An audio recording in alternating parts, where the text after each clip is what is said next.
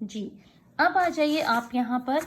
ये जो इरेगुलरिटीज़ हैं, ये कुछ न्यूक्लियर इलेक्ट्रॉनिक अट्रैक्शन है, शील्डिंग हो जाती है, इनर इलेक्ट्रॉनिक रिपल्शंस हो जाती हैं, और ये these are all factors contributing towards the behaviour in their chemical reactions. ठीक है, आपके जब ये ट्रांजिशन एलिमेंट्स केमिकली कहीं पर रिएक्ट कर रहे होते हैं, तो फिर इनकी जो रिएक्टिविटी होती है या इनकी जो स्टेबिलिटी होती है, वो सब इन फैक्टर्स पे डिपेंड कर रही होती है ना, कि इनमें से कौन सा फैक्टर है जिसकी वजह से आपका जो मॉलिक्यूल या कंपाउंड जो है वो स्टेबल है या रिएक्टिव है या लेस रिएक्टिव है या हाईली रिएक्टिव है। ठीक है, अब आ जाइए बाइंडिंग एनर्जी पे, जो सबसे मोस्ट इंपॉर्टेंट टॉपिक है, बाइंडिंग एनर्जी। सबसे पहली बात कि what is binding energy. Binding energy आप दो तरह से कहते हैं ना, कि बाइंड एक एनर्जी होती है जो रिलीज होती है व्हेन जो मेटल्स जो हैं वो एटम्स जो है वो बाइंड करते हैं। ठीक है, किसी भी बॉन्ड बनाने के लिए, मेटालिक बॉन्ड बनाने के लिए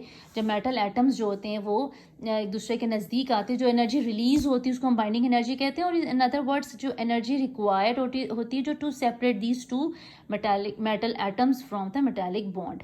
आपको पता है कि मेटल्स तो मेटालिक बॉन्ड बनाते हैं, और मेटालिक बॉन्ड को हमेशा किस तरह याद रखते हैं, इलेक्ट्रॉन सी से। ये आपने सारा फर्स्ट ईयर में अच्छी तरह पढ़ा हुआ है कि मेटल्स जो होते हैं ना, पता नहीं बड़े बड़े एटम्स होते हैं ना, इनके बहुत सारे इलेक्ट्रॉन्स होते हैं ना, तो ये क्या करते हैं कि इनको ज़रा सा भी एनर्जी मिले, कुछ भी थोड़ा सा भी, तो इनमें से इलेक्ट्रॉन्स फ़ौरन एक्साइट होके हाई एनर्जी लेवल्स में जाते हैं। ठीक है, तो ये इलेक्ट्रॉन्स अपने रिमूव करते रहते हैं। ठीक है, अब बहुत सारे जब मेटल एटम्स जो होते हैं ना, ये एक दूसरे के साथ बॉल्स की सूरत में एक दूसरे के साथ एटम्स, क्योंकि सॉलिड है ना, बहुत हार्ड है, तो इनके दरमियान डिस्टेंस बहुत कम है, तो ये जो है बहुत ज़्यादा एक दूसरे के साथ क्लोजली बाइंड होते हैं ना।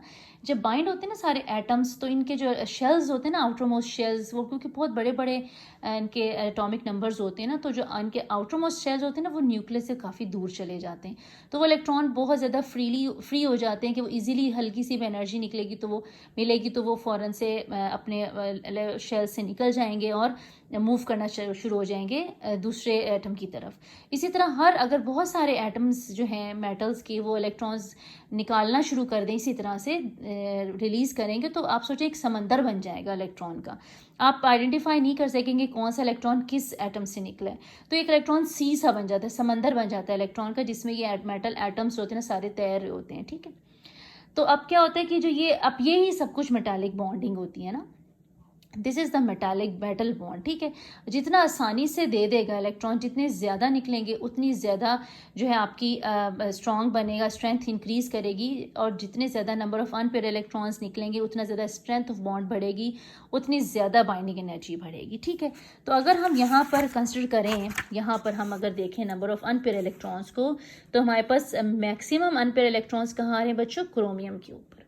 क्रोमियम में आप देखें तो 1 2 3 4 5 एंड 6 आपके पास अनपेयर इलेक्ट्रॉन्स आ रहे हैं, जो कि मैक्सिमम है। इसका मतलब है कि बाइंडिंग एनर्जी इंक्रीज कर रही है फ्रॉम स्कैंडियम टू क्रोमियम तक। ठीक है ना, देखिए 1 2 3 4 एंड 5 एंड 6, यानी कि आपके पास यहाँ पर मैक्सिमम अनपेयर इलेक्ट्रॉन्स है, तो इसका मतलब बाइंडिंग एनर्जी कहाँ तक मैक्सिमम होगी? क्रोमियम तक। उसके बाद फिर क्या होगा? डिक्रीज होना शुरू हो जाएगी। आप मैग्नीज जो है ना एक्सेप्शनल बिहेवियर शो करती है, और ये बहुत ज़्यादा एकदम से डिप हमें नज़र आता है ग्राफ के अंदर। अगर आप इसका ग्राफ देखें तो यहाँ थोड़ा सा ये ग्राफ यहाँ पे गलत बना हुआ है, इसको आप इस तरह क्रोमियम को थोड़ा यूँ ले जाएं और फिर इस तरह गिराएं। ठीक है, ये क्रोमियम यहाँ नहीं आएगा बल्कि क्रोमियम यहाँ आएगा। ठीक है, और ये डिप सा बनता है, डिप बनता है यानी कि आपके पास क्रोमियम तक आपके इंक्रीज कर गई बाइंडिंग एनर्जी, और ये एकदम से डिक्रीज कर गई मैग्नीज में। ठीक है, मैग्नीज में क्या हुआ? ये एक्सेप्शनल बिहेवियर है मैग्नीज का, क्योंकि इसमें आपके पास डी में जो है ना 5 इलेक्ट्रॉन्स जो हैं वो आते हैं, और यहाँ पर एस में 2 हैं, तो ये एक स्टेबल इलेक्ट्रॉनिक कॉन्फ़िगरेशन तो होती ही है इसकी ना, लेकिन ये थोड़ा सा एक्सेप्शनली थोड़ा सा ये बिहेव ऐसा करती है कि ये एकदम से अपने इलेक्ट्रॉन्स जो है इसकी बाइंडिंग एनर्जी एकदम से डिक्रीज़ कर जाती है, और ये इलेक्ट्रॉन्स रिमूव होते हैं। इसीलिए अभी हमने यहाँ देखा कि मैग्नीज जो है वो सबसे ज़्यादा वेरिएबल ऑक्सीजन स्टेट्स भी इसीलिए शो कर रही है एक्सेप्शनली। ये this is it's exceptional behaviour transition elements में मैग्नीज का क्या है, एक एक्सेप्शनल बिहेवियर शो करते हैं। और उसके बाद क्या होता है कि फिर से बाइंडिंग एनर्जी आपकी बढ़ना शुरू हो जाती है। यहाँ पर आप आते हैं, फिर इंक्रीज करती है और ये अब इंक्रीज करेगी कहाँ तक, कॉपर तक। और उसके बाद आप यहाँ देखें नहीं बल्कि यहाँ तक ज़्यादा नहीं है, आयरन और उसके बाद कॉपर और उसके बाद फिर एकदम से डिक्रीज होकर आपके पास जिंक में सबसे कम हो जाती है, क्योंकि ऑल सारे के सारे जो हैं आपके पास पेयर्ड हो जाते हैं। यानी कि यहाँ पर आपके फिर हुए, लेकिन उतनी ज़्यादा इंक्रीज नज़र नहीं है क्योंकि यहाँ तो सारे अनपेयर्ड है ना। लेकिन यहाँ पर क्या होता है कि फिर आपकी क्योंकि अनपेयर इलेक्ट्रॉन्स कम होना शुरू हो जाते हैं ना, पेयरिंग स्टार्ट हो जाती है, पेयरिंग स्टार्ट हो जाती है। तो पेयरिंग स्टार्ट हो जाती है तो फिर आपके पास ये बाइंडिंग एनर्जी डिक्रीज करना शुरू हो जाती है। और जिंक में कोई भी अनपेयर इलेक्ट्रॉन नहीं, ऑल आर पेयर्ड, तो ये बिल्कुल ही नीचे चली जाती है। तो ये तो 3D सीरीज। अब आप अगर आप 4D सीरीज में देखें तो ये बड़ा क्लियर आपको ट्रेंड नज़र आएगा, बहुत क्लियर ट्रेंड नज़र आता है कि फर्स्ट इंक्रीजेस बाइंडिंग एनर्जी क्योंकि अनपेयर इलेक्ट्रॉन्स इंक्रीज कर रहे हैं। मीन्स कि हर एक ऑर्बिटल में इलेक्ट्रॉन की फिलिंग हो रही है, सिंगल सिंगल सिंगल सिंगल, तो बाइंडिंग एनर्जी इंक्रीज कर गई। टंगस्टन आपका जो है ना सबसे टफेस्ट मेटल है ना। टंगस्टन क्या है बच्चों, आपका सबसे हार्ड मेटल है टंगस्टन।